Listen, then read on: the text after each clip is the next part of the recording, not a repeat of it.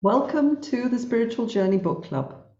We can develop our spirituality in different ways, such as meditation and mindfulness, but another wonderful way to explore our spirituality is to read inspiring books written by inspiring authors.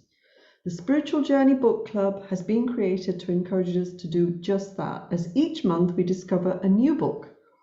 The words used are the words of the author. My presentation is intended to highlight the spiritual wisdom of each book so as to help you on your own spiritual journey. And let's start with a few words about the author. Tonight we are reviewing a book by Pema Chödrön, whose name means lotus dharma lamp in Tibetan. Chödrön was born Deirdre Blomfield Brown on July 14th, 1936 in New York. She is an ordained nun, former acharya, meaning a teacher who leads by example, of Shambhala Buddhism, and a disciple of Chogyam Trungpa Rinpoche. Chödrön has written several dozen books and audiobooks and was a principal teacher at the Gampo Abbey in Nova Scotia, the first Tibetan Buddhist monastery in North America for Western men and women. And now we move on to the book. Tonight we focus on Pema Chödrön's When Things Fall Apart, Heart Advice for Difficult Times, which is a collection of talks she gave between 1987 and 1994 and was first published in December 1996. It's a treasury of wisdom for going on living when we are overcome by pain and difficulties. In this book, Chödrön discusses using painful emotions to cultivate wisdom, compassion, and courage. Communicating so as to encourage others to open up rather than shut down. Practices for reversing habitual patterns. Methods for working with chaotic situations. And ways for creating effective social action. If we become interested in Buddhism, we'll soon discover that there are different slants on how we can proceed. With Zen practice, we hear teachings on emptiness and are challenged to connect with the open, unbounded clarity of mind. The Vajrayana teachings introduce us to the notion of working with the energy of all situations, seeing whatever arises as inseparable from the awakened state. If we want to go beneath the surface and practice without hesitation, it is inevitable that at some point we will experience fear. Fear is a universal experience. Even the smallest insect feels it. It's not a terrible thing that we feel fear when faced with the unknown. It's part of being alive, something we all share. If we commit ourselves to staying right where we are, then our experience becomes very vivid. Impermanence becomes vivid in the present moment. So do compassion and wonder and courage. The present moment is a pretty vulnerable place. What we're talking about is getting to know fear, becoming familiar with fear, looking it right in the eye, not as a way to solve problems, but as a complete undoing of old ways of seeing, hearing, smelling, tasting, and thinking. The truth is that when we really begin to do this, we're going to be continually humbled. The arrogance that inevitably does arise is going to be continually shot down by our own courage to step forward a little further. The kinds of discoveries that are made through practice have nothing to do with believing in anything. They have much more to do with having the courage to die continually. Sooner or later, we understand that although we can't make fear look pretty, it will nevertheless introduce us to all the teachings we've ever heard or read. So, the next time you encourage fear, consider yourself lucky. This is where the courage comes in. Only to the extent that we expose ourselves over and over to annihilation can that which is indestructible be found in us, is a Buddhist teaching that is the spirit of true awakening. It's all about letting go of everything. When things are shaky and nothing is working, we might realize that we are on the verge of something. It's a kind of testing, the kind of testing that spiritual warriors need in order to awaken their hearts. Things falling apart is a kind of testing and also a kind of healing.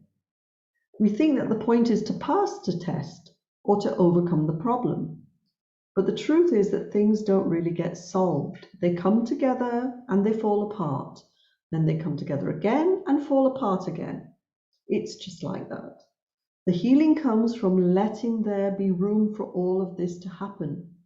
Room for grief, room for relief, for misery, for joy. Letting there be room for not knowing is the most important thing of all. Thinking that we can find some lasting pleasure and avoid pain is what in Buddhism is called samsara, a hopeless cycle that goes round and round endlessly and causes us to suffer greatly. We use these situations either to wake ourselves up or to put ourselves to sleep. Life is a good teacher and a good friend. Things are always in transition if we could only realize it.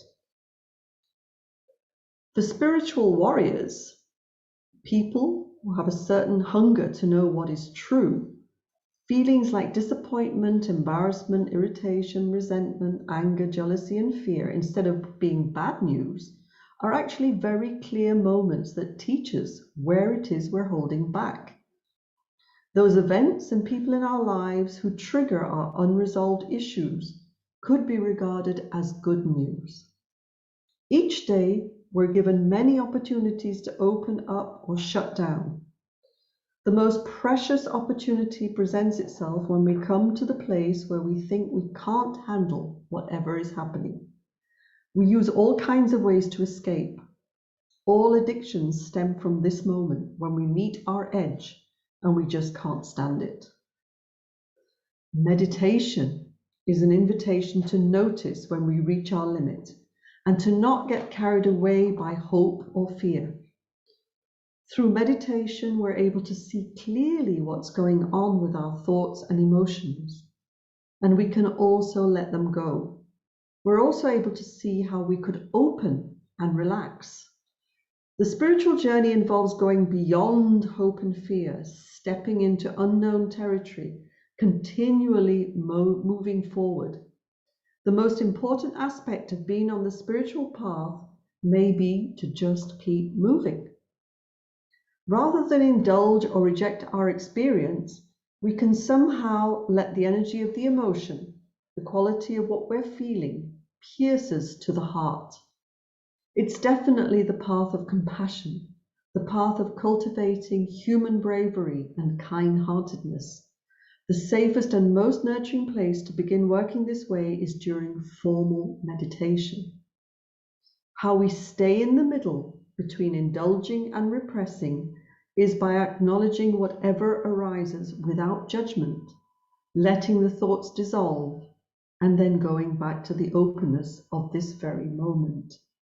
Out of nowhere, we stop struggling and relax. We stop talking to ourselves and come back to the freshness of the present moment.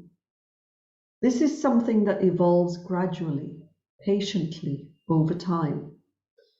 It takes the rest of our lives. Basically, we're continually opening further, learning more, connecting further with the depths of human suffering and human wisdom, coming to know both these elements thoroughly and completely, and becoming more loving and compassionate people. The point is to lean toward the discomfort of life and see it clearly, rather than to protect ourselves from it. Ultimately, it comes down to the question of just how willing we are to lighten up and loosen our grip. How honest do we want to be with ourselves? When Trungpa Rinpoche taught in the West, he said that the out-breath was as close as you could come to simply resting the mind in its natural open state and still have an object to which to return. He said that about 25% of the attention should be on the breath, so that one was still aware of one's surroundings and didn't consider them an intrusion or an obstacle to meditation. The point was not to achieve some special state or to transcend the sounds and movements of ordinary life. The out-breath is the object of meditation, the elusive, fluid, ever-changing out-breath, ungraspable and yet continually arising. When you breathe in, it's like a pause or a gap. There is nothing particular to do except wait for the next out-breath. Built into the instruction is the opportunity to completely let go. Zen teachers talk of meditation as the willingness to die over and over again. As each breath goes out and dissolves, there is a chance to die to all that has gone before and to relax instead of panic. Rinpoche asked not to concentrate on the out-breath, but to have a light and gentle attention on the out-breath, or to be one with the breath as it relaxes outward. After some time, he added another refinement to the instruction. He asked us to label our thoughts thinking. At the point when we realized that we had gone off, we were instructed to say to ourselves, thinking, and without making it a big deal, to simply return again and again to the out-breath. Each time you say to yourself, thinking, you are cultivating that unconditional friendliness toward whatever arises in your mind. Since this kind of unconditional compassion is difficult to come by, this simple and direct method for awakening it is exceedingly precious. It's helpful to always remind yourself that meditation is about opening and relaxing with whatever arises, without picking and choosing. So as meditators, we might as well stop struggling against our thoughts and realize that honesty and humor are far more inspiring and helpful than any kind of solemn religious striving for or against anything. The point is not to get rid of our thoughts, but rather to see their true nature. Thoughts will run us around in circles if we buy into them, but really they are like dream images. They are, as we say, just thinking. Rinpoche continued to refine the instructions on posture, saying it was never a good idea to struggle in meditation. Eventually, we began following the 6 points of good posture as a way to really settle down. The seat should be flat, not tilting to the right or left or to the front or back. Legs are crossed comfortably in front of you, or if you're sitting in a chair, the feet are flat on the floor and the knees are a few inches apart. The torso is upright with a strong back and an open front. The hands are open with the palms down, resting on the thighs. Eyes are open. The gaze is slightly downward and directed about 4 to 6 feet in front. The mouth is very slightly open so that the jaw is relaxed and the air can move easily through both mouth and nose. The tip of the tongue can be placed on the roof of the mouth. Anytime you feel distracted during your meditation, you can bring your attention back to your body and run through the 6 points. If you find that thoughts have carried you away, don't worry about it. Simply say to yourself, thinking, and come back to the openness and relaxation of the out-breath. Again and again, just come back to being right where you are. The most difficult times for many of us are the ones we give ourselves. Yet it's never too late or too early to practice loving kindness. It is said that we can't attain enlightenment, let alone feel contentment and joy, without seeing who we are and what we do, without seeing our patterns and our habits. This is called Maitri, developing loving kindness and an unconditional friendship with ourselves. It's a process by which self-deception becomes so skillfully and compassionately exposed that there's no mask that can hide us anymore. We give up control altogether and let concepts and ideas fall apart.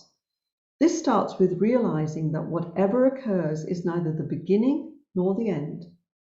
It is just the same kind of normal human experience that's been happening to everyday people from the beginning of time. Thoughts, emotions, moods, and memories come and they go, and basic nowness is always here. The trick is to practice gentleness and letting go. In Tibetan, there are several words for mind, but two that are particularly helpful to know are sem and rikpa. Sem is what we experience as discursive thoughts, a stream of chatter, always reinforcing an image of ourselves. Rikpa literally means intelligence or brightness. Behind all the planning and worrying, behind all the wishing and wanting, picking and choosing, the unfabricated wisdom mind of Rikpa is always here.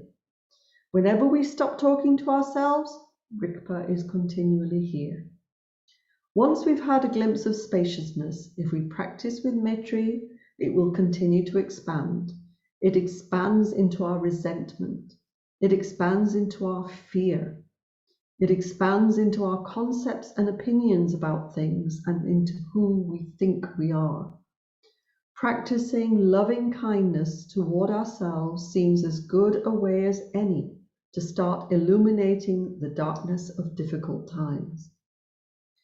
The most fundamental aggression to ourselves, the most fundamental harm we can do to ourselves is to remain ignorant by not having the courage and the respect to look at ourselves honestly and gently. As we become wholehearted in this journey of gentle honesty, it comes as quite a shock to realize how much we've blinded ourselves to some of the ways in which we cause harm. Our style is so ingrained that we can't hear when people try to tell us that maybe we're causing some harm by the way we are or the way we relate with others. We've become so used to the way we do things that somehow we think that others are used to it too. Because of mindfulness, we see our desires and our aggression, our jealousy and our ignorance. Without mindfulness, we don't see them. The next step is refraining. Mindfulness is the ground, refraining is the path. Refraining is very much the method of becoming a dharmic person. It's the quality of not grabbing for entertainment the minute we feel a slight edge of boredom coming on. It's the practice of not immediately filling up space just because there's a gap. I was given an interesting meditation practice that combined mindfulness and refraining. We were told to notice what our physical movements were when we felt uncomfortable. I began to notice that when I felt uncomfortable, I made all sorts of little jumpy, jittery movements when I felt like I was losing ground. Our instruction was not to change anything, not to criticize ourselves for whatever we were doing, but just to see what we did. Refraining, not habitually acting out impulsively, has something to do with giving up entertainment mentality. Refraining is the method for getting to know the nature of this restlessness and fear. It's a method for settling into groundlessness. It's a transformative experience to simply pause instead of immediately filling up the space. By waiting, we begin to connect with fundamental restlessness as well as fundamental spaciousness. The result is that we cease to cause harm. We begin to know ourselves thoroughly and to respect ourselves. Not causing harm requires staying awake. Part of being awake is slowing down enough to notice what we say and do. The more we witness our emotional chain reactions and understand how they work, the easier it is to refrain. It becomes a way of life to stay awake, slow down, and notice. Rather than making us more uptight, interestingly enough, this process liberates us. This is the liberation that naturally arises when we are completely here, without anxiety about imperfection. To think that we can finally get it all together is unrealistic. To seek for some lasting security is futile. To undo our very ancient and very stuck habitual patterns of mind requires that we begin to turn around some of our most basic assumptions. Suffering begins to dissolve when we can question the belief or the hope that there's anywhere to hide. Dharma isn't belief, it isn't dogma, it is total appreciation of impermanence and change. Suffering is part of life. In reality, however, when we feel suffering, we think that something is wrong. Begin the journey without hope of getting ground under your feet. Begin with hopelessness. All the reasons for hoping that our experience could be different are rooted in our fear of death. Fear of death is always in the background. Many spiritual practices try to encourage us to take our own death seriously. We are raised in a culture that fears death and hides it from us. Nevertheless, we experience it all the time. We experience it in the form of things always being in the process of change. When the day ends, when the second ends, when we breathe out, that's death in everyday life. Death in everyday life could also be defined as experiencing all the things that we don't want. Having a relationship with death in everyday life means that we begin to be able to wait, to relax with insecurity, with panic, with embarrassment, with things not working out. Death and hopelessness provide proper motivation for living an insightful, compassionate life. When we talk about hopelessness and death, we're talking about facing the facts, no escapism. If we're willing to give up hope that security and pain can be exterminated, then we can have the courage to relax with the groundlessness of our situation. This is the first step on the path. One of the classic Buddhist teachings on hope and fear concerns what are known as the 8 worldly dharmas.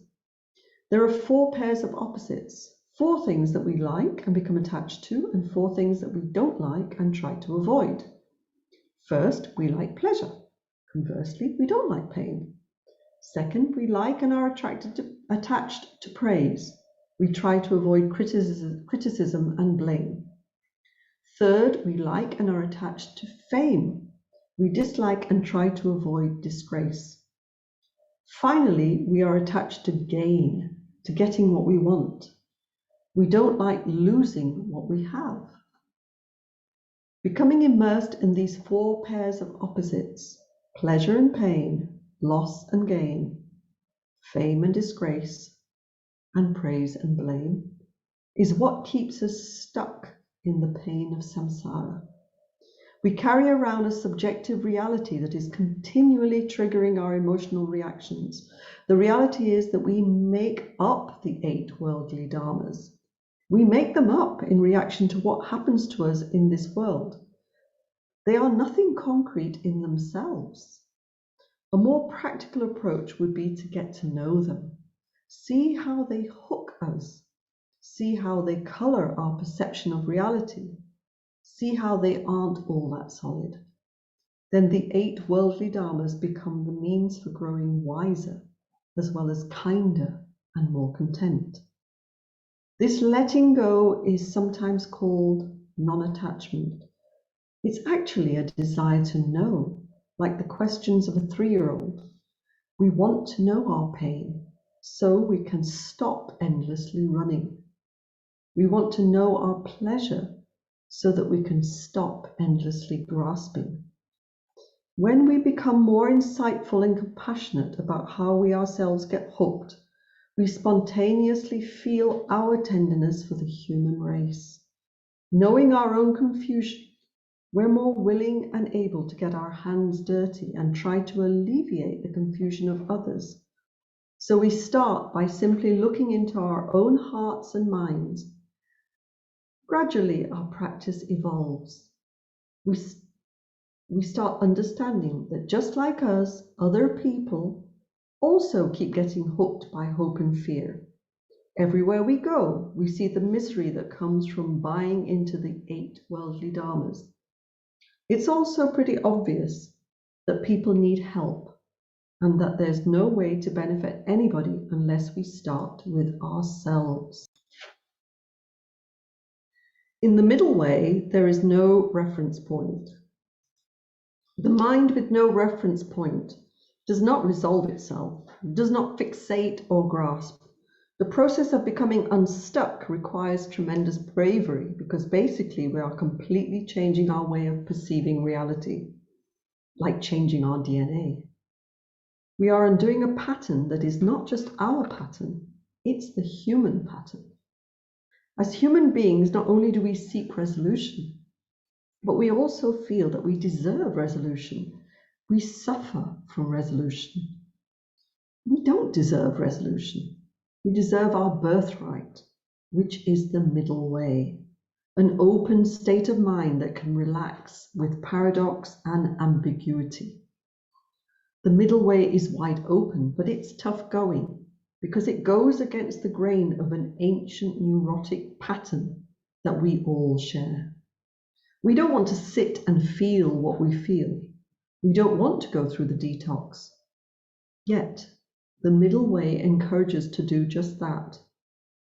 Meditation provides a way for us to train in the middle way, in staying right on the spot. When we can rest in the middle, we begin to have a non-threatening relationship with loneliness, a relaxing and cooling loneliness that completely turns our usual fearful patterns upside down. There are 6 ways of describing this kind of cool loneliness. Less desire is the willingness to be lonely without resolution. In meditation, for example, every time we label thinking instead of getting endlessly run around by our thoughts, we are training to be just here without dissociation. The second kind of loneliness is contentment. When we have nothing to lose. We give up believing that being able to escape our loneliness is going to bring any lasting happiness or joy or sense of well-being or courage or strength. The third kind of loneliness is avoiding unnecessary activities. When we get this queasy feeling that we call loneliness, our minds go wild, trying to come up with companions to save us from despair. It's a way of keeping us busy so that we don't have to feel any pain. Relaxing with loneliness is a worthy occupation. The Japanese poet Ryokan says, if you want to find the meaning, stop chasing after so many things. Complete discipline is another component of cool loneliness. Complete discipline means that at every opportunity we're willing to come back, just gently come back to the present moment. We're willing to sit still, just be there, alone.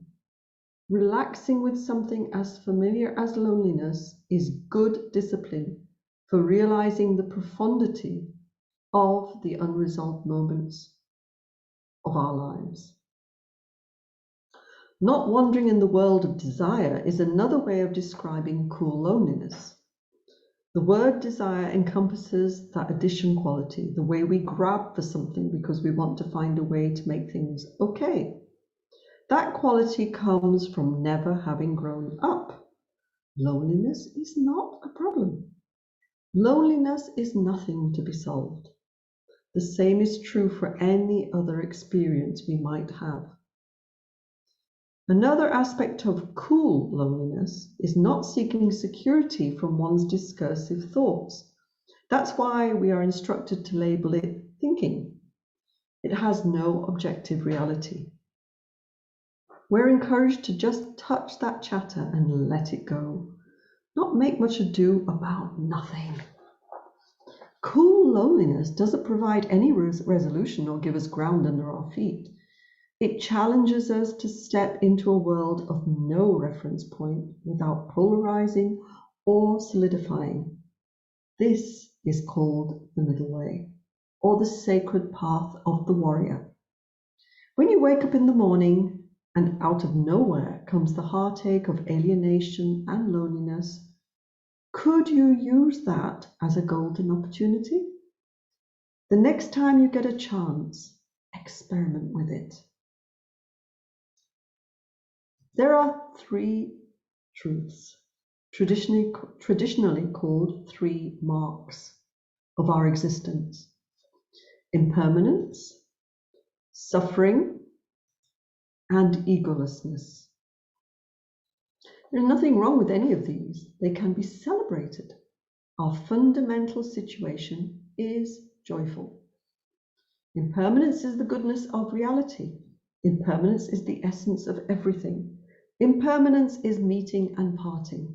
It's falling in love and falling out of love. Somehow, in the process of trying to deny that things are always changing, we lose our sense of the sacredness of life. We tend to forget that we are part of the natural scheme of things. Impermanence is a principle of harmony. When we recognize impermanence, we can also notice what our reaction is. This is called mindfulness, awareness, curiosity, paying attention. It's a very helpful practice, the practice of coming to know ourselves completely. Our suffering is based so much on our fear of impermanence. Our pain is rooted to our one-sided, lopsided view of reality. Who ever got the idea that we could have pleasure without pain? Pain and pleasure are inseparable.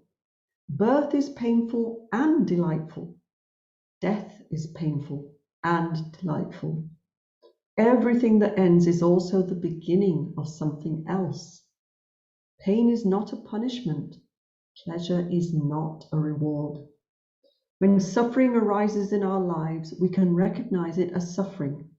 Then we can be curious, notice and be mindful of our reactions to that, without judgment or the intention to clean up our act. The acknowledgement of egolessness, our natural state, is like regaining eyesight after having been blind, or regaining hearing after having been deaf. Egolessness is a state of mind that has complete confidence in the sacredness of the world. It is unconditional well-being, unconditional joy that includes all the different qualities of our experience. When we perceive the spaciousness in our lives, when we sense a gap in the continual conversation we have with ourselves, when we suddenly notice what's in front of us, we can recognize it as egolessness. We can notice, be curious, be mindful of our reactions and of what happens next. Often peace is taught as the fourth mark of existence. It's the well-being that comes when we can see the infinite pairs of opposites as complementary. If there is beauty, there must be ugliness. If there is right, there is wrong.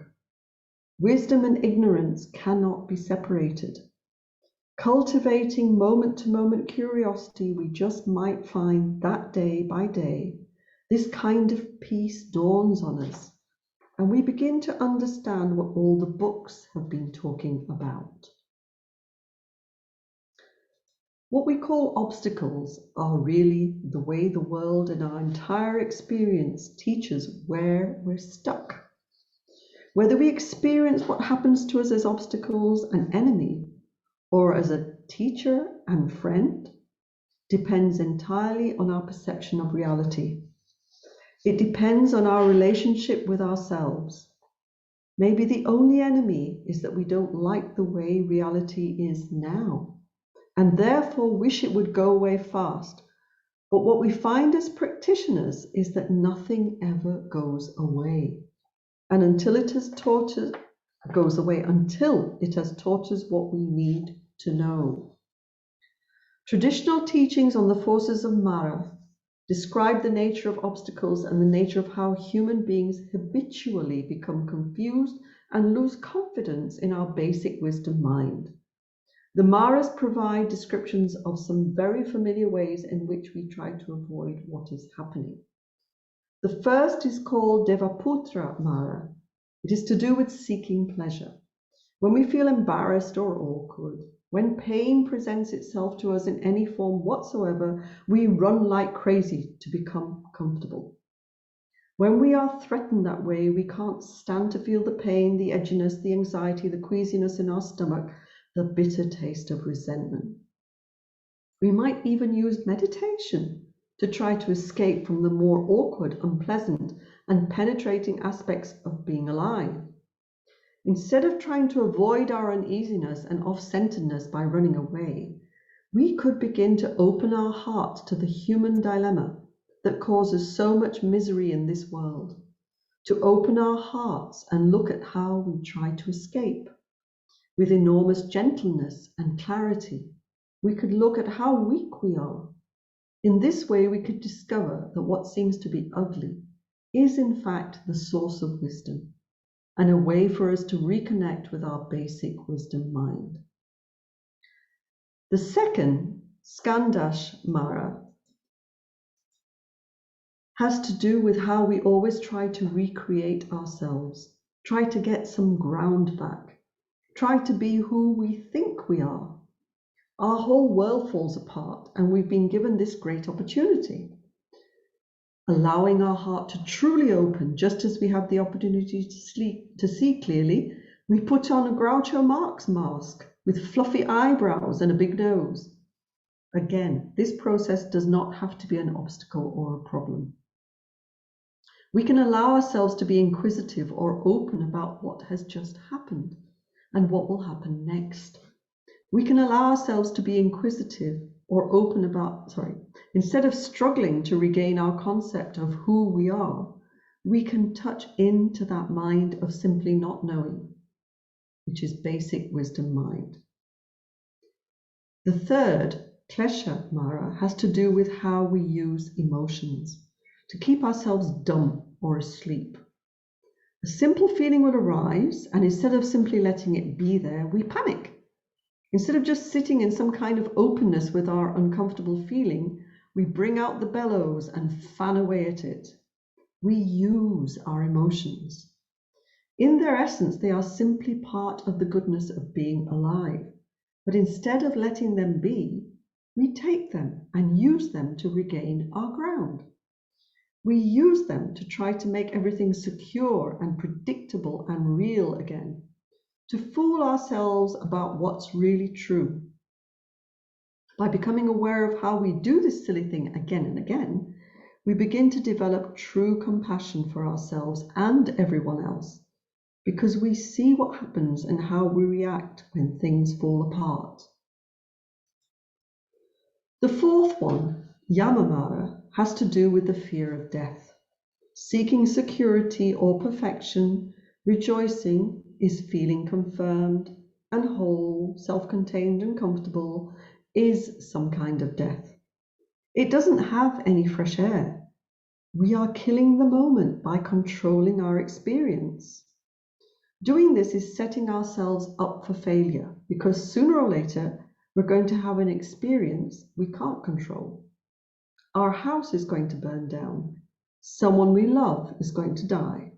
A brick is going to fall out of the sky and hit us on the head. The essence of life is that it's challenging. Sometimes it is sweet and sometimes it is bitter. To be fully alive, fully human, and completely awake is to be continually thrown out of the nest. To live fully is to be always in no man's land, to experience each moment as completely new and fresh. To live is to be willing to die over and over again. Death is wanting to hold on to what you have, and to have every experience confirm you and congratulate you and make you feel completely together. So even though we say the Yamamara is fear of death, it's actually fear of life. Rather than trying to get rid of something or buying into the dualistic sense of being attacked, We take the opportunity to see how we close down when we're squeezed. This is how we open our hearts. It is how we awaken our intelligence and connect with fundamental Buddha nature. Whether we're eating or working or meditating or listening or talking, the reason that we're here in this world at all is to study ourselves. It has been said, in fact, it has been said, that studying ourselves provides all the books we need. However, when we sit down to meditate and take an honest look at our minds, there is a tendency for it to become a rather morbid and depressing project.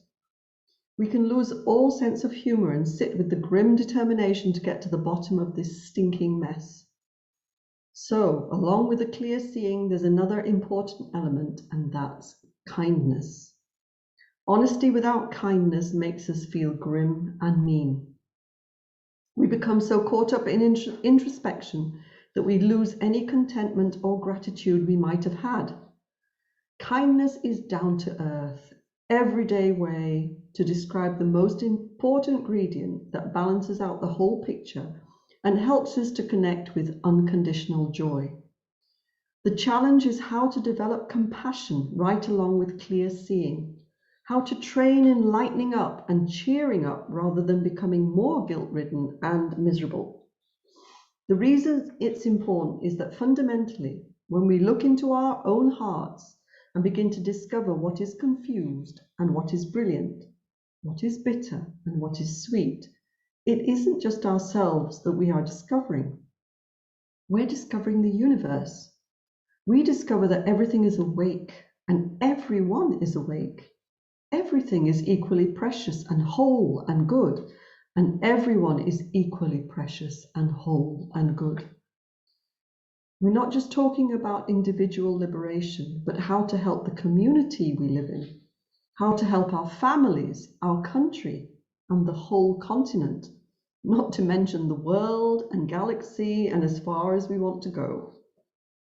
The only reason that we don't open our hearts and minds to other people is that they trigger confusion in us that we don't feel brave enough or sane enough to deal with. To the degree that we look clearly and compassionately at ourselves, we feel confident and fearless about looking into someone else's eyes. When we begin just to try to accept ourselves, the ancient burden of self-importance lightens up considerably. Finally, there's room for genuine inquisitiveness, and we find we have an appetite for what's out there. Being compassionate is a pretty tall order. Something we soon notice is that the person we set out to help may trigger unresolved issues in us. Sooner or later, all our own unresolved issues will come up. We'll be confronted with ourselves. Really communicating to the heart and being there for someone else, our child, spouse, parent, client, patient, or the homeless person on the street, means not shutting down on that person, which means, first of all, not shutting down on ourselves. This means allowing ourselves to feel what we feel and not pushing it away. It means accepting every aspect of ourselves, even the parts we don't like. To do this requires openness, which in Buddhism is sometimes called emptiness, not fixating or holding on to anything. Only in an open, non-judgmental space can we acknowledge what we are feeling. Only in an open space where we're not all caught up in our own version of reality can we see and hear and feel who others really are, which allows us to be with them and communicate with them properly. Although this is ordinary Buddhist thinking, it's difficult to live it. It's even difficult to hear that what we reject out there is what we reject in ourselves. And what we reject in ourselves is what we are going to reject out there. But that, in a nutshell, is how it works. Instead of making others right or wrong, or bottling up right and wrong in ourselves, there's a middle way, a very powerful middle way. This middle way involves not hanging on to our version so tightly, It involves keeping our hearts and minds open long enough to entertain the idea that when we make things wrong, we do it out of a desire to obtain some kind of ground or security. Equally, when we make things right, we are still trying to obtain some kind of ground or security. Could we see, hear, feel other people as they really are? True communication can happen only in that open space. This place, if we can touch it, will help us train ourselves throughout our lives to open further to whatever we feel, to open up rather than shut down more. As we begin to have a sense of celebrating the aspects of ourselves that we found so impossible before, something will shift in us. Something will shift permanently in us. Our ancient habitual patterns will begin to soften, and we'll begin to see the faces and hear the words of people who are talking to us. Kinship with the suffering of others, this inability to continue to regard it from afar, is the discovery of our soft spot, the discovery of bodhicitta, a Sanskrit word that means noble or awakened heart. We awaken this bodhicitta, this tenderness for life, when we can no longer shield ourselves from the vulnerability of our condition, from the basic fragility of existence. In difficult times, it is only bodhicitta that heals. When inspiration has become hidden, when we feel ready to give up, this is the time when healing can be found in the tenderness of pain itself. This is the time to touch the genuine heart of bodhicitta. Just as a jewel that has been buried in the earth for 1,000,000 years is not discolored or harmed, in the same way this noble heart is not affected by all of our kicking and screaming. The jewel can be brought out into the light at any time, and it will grow as brilliantly as if nothing had ever happened. No matter how committed we are to unkindness, selfishness, or greed, the genuine heart of bodhicitta cannot be lost. It is here in all that lives, never marred and completely whole. We think that by protecting ourselves from suffering, we are being kind to ourselves. The truth is, we only become more fearful, more hardened, and more alienated. We experience ourselves as being separate from the whole. Yet when we don't close off and we let our hearts break, we discover our kinship with all beings. His Holiness the Dalai Lama describes two kinds of selfish people, the wise and the unwise. Unwise selfish people think only of themselves, and the result is confusion and pain.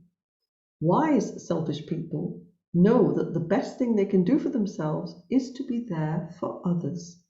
As a result, they experience joy. The practice of Tonglen, sending and receiving, is designed to awaken bodhicitta, to put us in touch with our genuine, noble heart. Whenever we encounter suffering in any form, the Tonglen instruction is to breathe it in with the wish that everyone could be free of pain. Whenever we encounter happiness in any form, the instruction is to breathe it out, send it out, with the wish that everyone could feel joy. It's a practice that allows people to feel less burdened and less cramped, a practice that shows us how to love without conditions. When we protect ourselves so we won't feel pain, that protection becomes like armor that imprisons the softness of our heart. When we breathe in pain, somehow it penetrates that armor. With the in-breath, the armor begins to fall apart, and we find we can breathe deeply and relax. A kindness and a tenderness begin to emerge. When we breathe out relief and spaciousness, we are also encouraging the armor to dissolve. The out-breath is a metaphor for opening our whole being. Because bodhicitta awakens tenderness, we can't use it to distance ourselves. The relative and absolute work together to connect us with unlimited love. Compassion and shunyata, or basic openness, are the qualities of a love that will not die. When we experience the soft spot of bodhicitta, it's like returning home. It's as if we had amnesia for a very long time and awakened to remember who we really are. In the discovering bodhicitta, the journey goes down, not up. Instead of transcending the suffering of all creatures, we move toward the turbulence and doubt. We jump into it. We explore the reality and unpredictability of insecurity and pain, and we try not to push it away. At our own pace, without speed or aggression, we move down and down and down.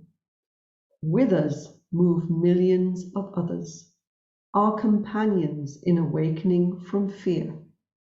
At the bottom, we discover water, the healing water of bodhicitta. Right down there in the thick of things, we discover the love that will not die.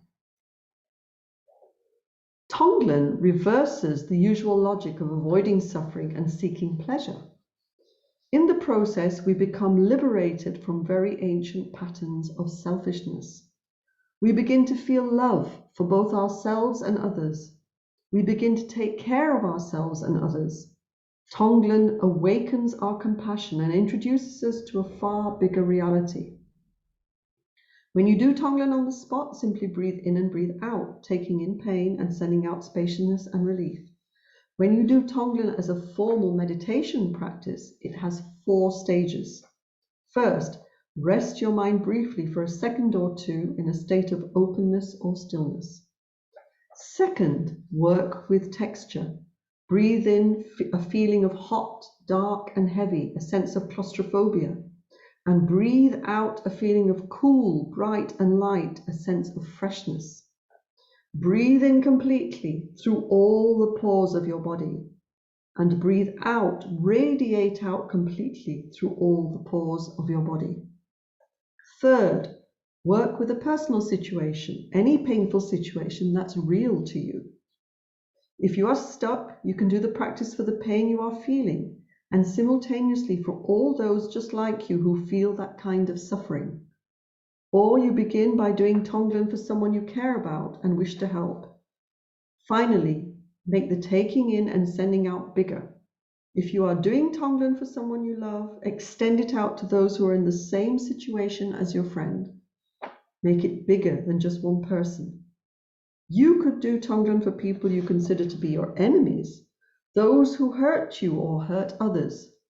Do Tonglen for them, thinking of them as having the same confusion and stuckness as your friend or yourself. Breathe in their pain and send them relief.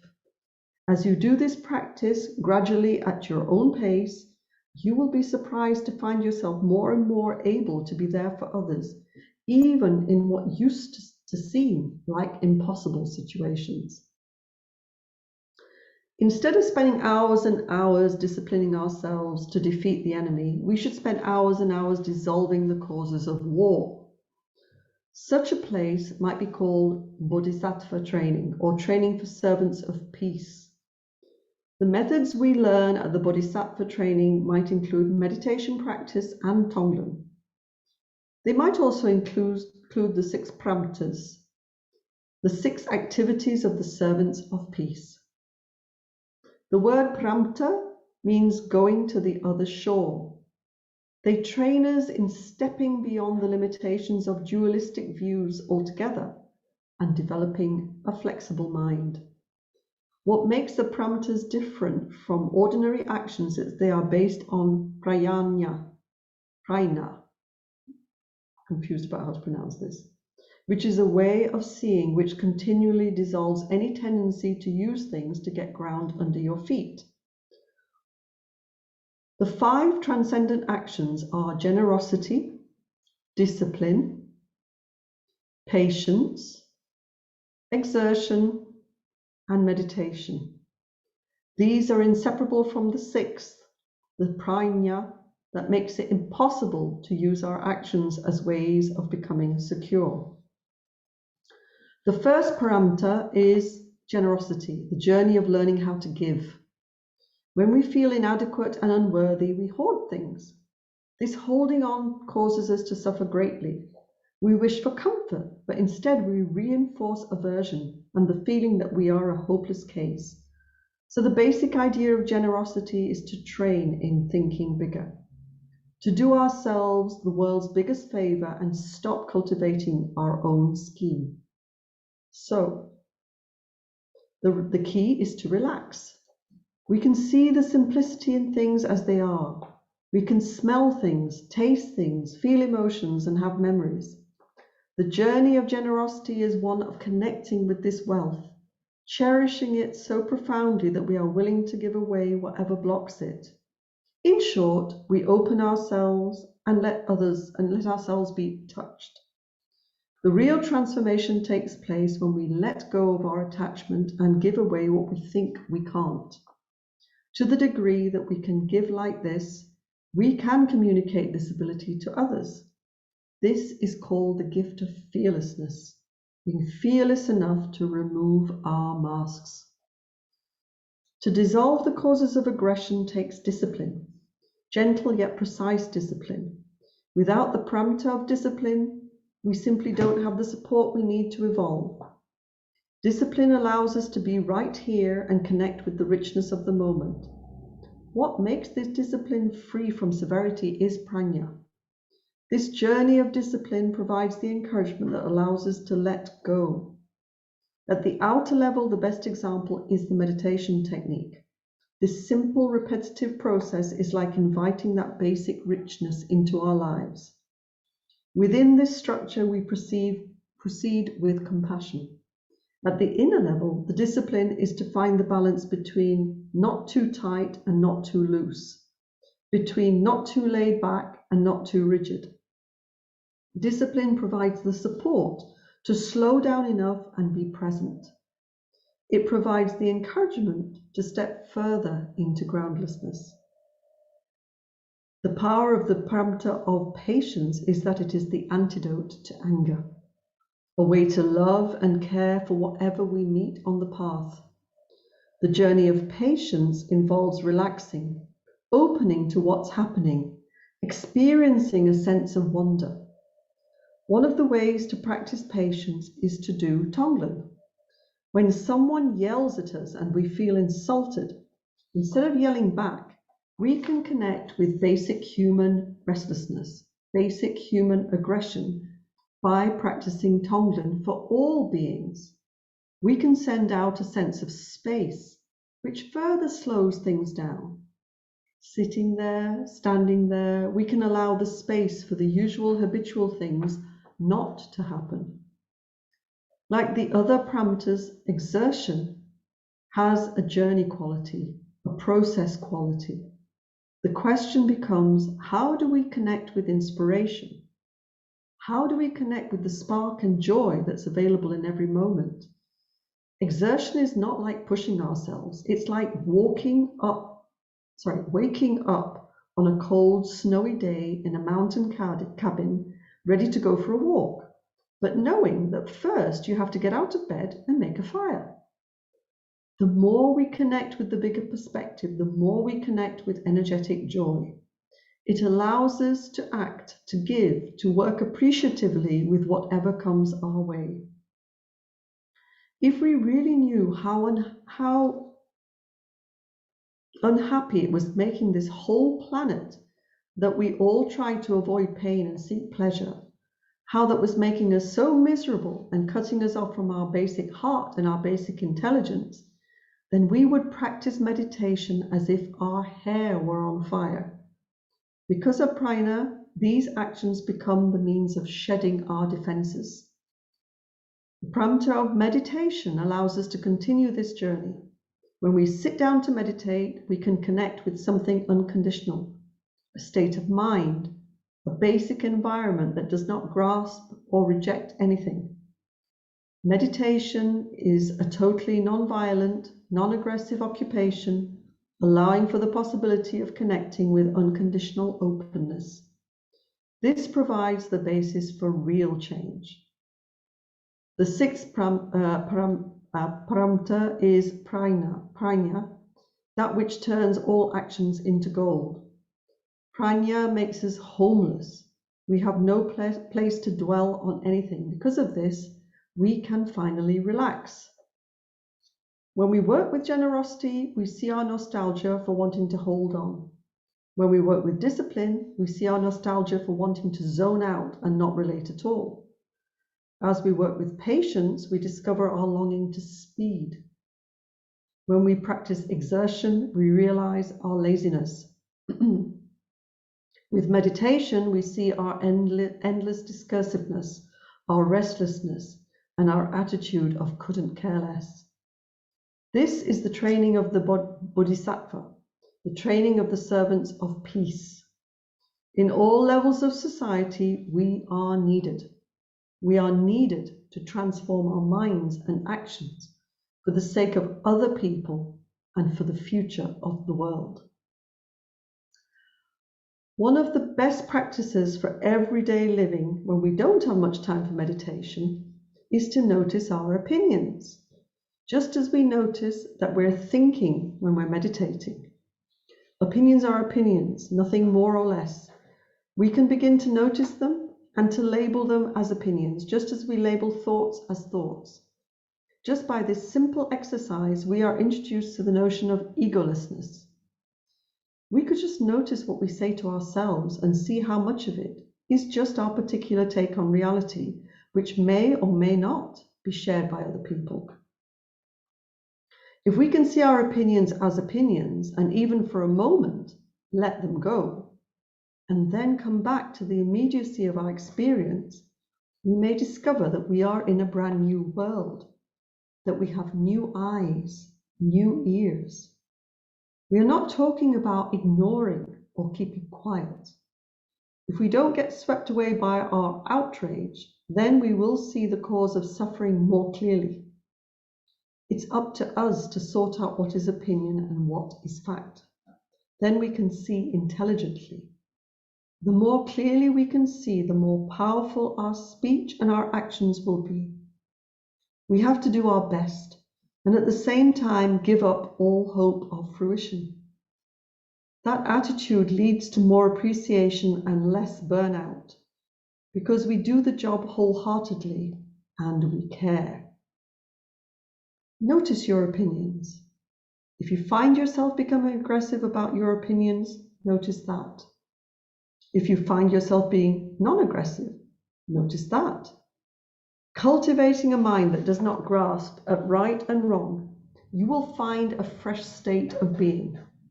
The ultimate cessation of suffering comes from that.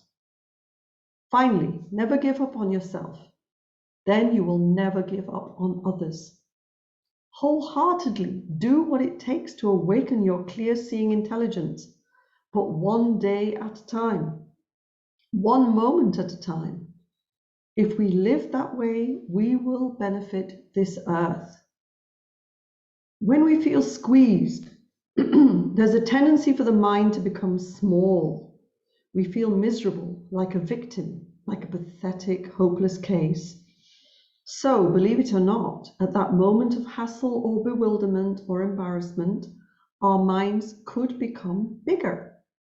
Instead of feeling we are stupid or someone else is unkind, we could drop all the complaints about ourselves and others. The state of nowness is available in that moment of squeeze. Right there in the uncertainty of everyday chaos is our own wisdom mind.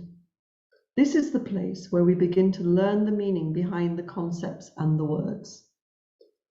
One can be grateful that a long lineage of teachers has worked with holding their seats with the big squeeze. They were tested and failed, and still kept exploring how to just stay there, not seeking solid ground. They trained again and again throughout their lives, not to give up on themselves and not to run away when the bottom fell out of their concepts and their noble ideals. From their own experience, they have passed along to us the encouragement not to jump over the big squeeze, but to look at it just as it is, not just out of the corner of an eye. They showed us how to experience it fully, not as good or bad, but simply as unconditioned and ordinary. Through practice, we realize that we don't have to obscure the joy and openness that is present in every moment of our existence. We can awaken to basic goodness, our birthright. It's becoming essential that we learn how to relate sanely with difficult times. The earth seems to be beseeching us to connect with joy and discover our innermost essences. This is the best way that we can benefit others. There are 3 traditional methods for relating directly with difficult circumstances as a path of awakening and joy. The first method we'll call no more struggle. This is epitomized when we label whatever arises in our minds during meditation as thinking, and then go back to the simplicity and immediacy of the breath. This basic practice is a tool that we can use to train in our lives. Whatever arises, we can look at it with a non-judgmental attitude. Let all these stories go. The innermost essence of mind is without bias. It helps to remember that our practice is not about accomplishing anything, not about winning or losing, but about ceasing to struggle and relaxing as it is. The second, using poison as medicine. We can use difficult situations, poison, as fuel for waking up. In general, this idea is introduced to us with Tonglen. When anything difficult arises, no matter what it is, instead of trying to get rid of it, we breathe it in. The 3 poisons are passion, which includes craving or addiction, aggression, and ignorance, which includes denial or the tendency to shut down and close out. Instead of thinking of these poisons as something to be avoided, they become seeds of compassion and openness. When suffering arises, the Tonglen instruction is to let the storyline go and breathe it in. We breathe it in for everybody. This poison is not just our personal misfortune, it's our kinship with all living things, the material we need in order to understand what it's like to stand in another person's shoes. Then we breathe out, sending out a sense of big space, a sense of ventilation or freshness. We do this with the wish that all of us could relax and experience the innermost essence of our mind. The third, seeing whatever arises as enlightened wisdom. Traditionally, the image used for regarding whatever arises as the very energy of wisdom is the charnel ground or graveyards in Tibet, where vultures eat the bodies because the ground is too frozen to bury people. Perhaps the closest thing to a charnel ground in the West is not a graveyard, but a hospital emergency room. It smells, it bleeds, it is full of unpredictability. But at the same time, it is self-radiant wisdom. Regarding whatever arises as awakened energy, encourages us to become interested in looking at the charnel grounds of our lives as the working basis for attaining enlightenment. Chaos is part of our home ground. Instead of looking for something higher or purer, work with it just as it is. Slow down enough to just be present. Let go of the multitude of judgments and schemes and stop struggling. We can use every day of our lives to take a different attitude towards suffering. We can breathe it in with a wish that everyone could stop hurting. We could transform pain into joy. We can acknowledge that suffering exists, that darkness exists, The chaos in here and the chaos out there, this is basic energy, the play of wisdom. When we wake up in the morning, we can dedicate our day to learning how to do this. We can cultivate a sense of humor and practice giving ourselves a break. The teachings of the Vajrayana try to scare us into waking up to how little time there is and to the preciousness of human birth. There is something called the Samaya bond, whereby the student's total experience is bound to the path. At a certain time, after a lot of intelligent questioning, the student may finally feel ready to enter into a Samaya relationship with his or her teacher. If the student accepts and trusts the teacher completely and the teacher accepts the student, they can enter into the unconditional relationship called Samaya. The teacher will never give up on the student, no matter how mixed up he or she might be. And the student will also never leave the teacher, no matter what. Another definition of Samaya is sacred oath or sacred commitment. Samaya is a trick, because we think we have a choice about whether or not to make this commitment to sanity. But the fact is, it's been choiceless all along. There really is no better time than right now. There is no higher state of consciousness than this one. From the point of view of Samaya, we could say that looking for alternatives is the only thing that keeps us from realizing that we're already in a sacred world. We have to stop thinking that we can get away and settle down somewhere else. Instead, we could just relax. Relax with exhaustion, indigestion, insomnia, irritation, delight, whatever. The experience of sticking with it, of not giving up, is one in which the whole world, everything that we see, becomes extremely vivid and more solid, and at the same time, less substantial and more transparent. The things that we see all the time can pop us out of the painful cycle of samsara. Sound is the same thing, ordinary sound, from the ticking of the alarm clock waking us up in the morning to our snoring companion at night. To hear what we say and see how it goes out into the environment and communicates also has the power to pop us out of the deadness of samsara. The same goes for the mind. As we practice, we see that thoughts do not go away. They become more precise and less substantial. We don't experience the world fully unless we are willing to give everything away. Samaya means not holding anything back, not preparing our escape route, not looking for alternatives, not thinking that there is ample time to do things later. Many people say that meditation is not enough, that we need therapy and support groups to deal with our most stuck patterns.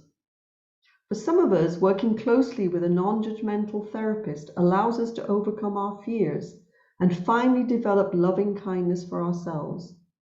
At the same time, I know that not only is the Dharma more revolutionary, but also that for many of us, the Dharma itself supplies the tools and support we need to find our own beauty, our own insight, our own ability to work with neurosis and pain. The key is changing our habits, and in particular, the habits of your mind. We create our situation by how we use our mind, by how we keep patterning our responses to life in the same old, very dusty, utterly unpredictable way. That's what the Dharma is all about, turning all our habits around, reversing the process of how we make everything so solid, reversing the wheel of samsara. The instruction is to stop.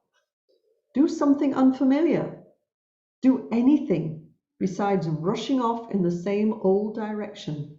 up to the same old tricks. When we meditate and when we hear the teachings, it helps us to remember that we are engaged in developing kindness.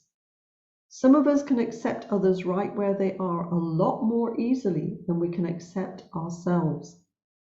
We feel that compassion is reserved for someone else, and it never occurs to us to feel it for ourselves. Every act counts. Every thought and emotion counts too. This is all the path we have. This is where we apply the teachings. This is where we come to understand why we meditate. We are only going to be here for a short while. Even if we live to be 108, our life will be too short for witnessing all its wonders. If there's any possibility for enlightenment, it's right now, not at some future date. Now is the time. The path that we're talking about is the moment-by-moment evolution of our experience, the moment-by-moment evolution of the world of phenomena, the moment-by-moment evolution of our thoughts and emotions. The path is uncharted. It comes into existence moment by moment, and at the same time drops away behind us. It's like riding a train sitting backwards. We can't see where we're headed, only where we've been. The source of wisdom is whatever is happening to us right at this very instant. When we find ourselves in a mess, we don't have to feel guilty about it. Instead, we could reflect on the fact that how we relate to this mess will be sowing the seeds of how we will relate to whatever happens next. We can make ourselves miserable, or we can make ourselves strong. That is why it can be said that whatever occurs can be regarded as the path, and that all things, not just some things, are workable. This teaching is a fearless proclamation of what's possible for ordinary people like you and me. We live in difficult times. One senses the strong possibility that conditions may become even worse. Trungpa Rinpoche passed on many teachings that relate to uplifting society. He passionately and fearlessly imparted instructions that could bring about an era of courage in which people could experience their goodness and extend themselves to others. The fact is that anyone who has used the moments and days and years of his or her life to become wiser, kinder, and more at home in the world has learnt from what has happened right now. We can aspire to be kind right in the moment, to relax and open our heart and mind to what is in front of us right in the moment. Now is the time. And with that, conclude the book When Things Fall Apart. But before I leave you, I would like to introduce you to the next book of the month, which is Freedom from the Known by Jiddu Krishnamurti, first published in 1969 and soon became one of his most read books. Krishnamurti is regarded globally as one of the greatest thinkers and religious teachers of all time. He did not expound any philosophy or religion, but rather talked of the things that concern all of us in our everyday lives, of the problems of living in modern society with its violence and corruption, of the individual's search for security and happiness, and the need for humankind to free itself from inner burdens of fear, anger, hurt, and sorrow. In the Freedom from the Known, Krishnamurti shows how people can free themselves radically and immediately from the tyranny of the expected, no matter what their age, opening the door to transforming society and their relationships. The live session of part 1 of this book will be on Tuesday the 26th of April at 7 p.m. UK time, and I look forward to seeing you then. Thank you very much for listening.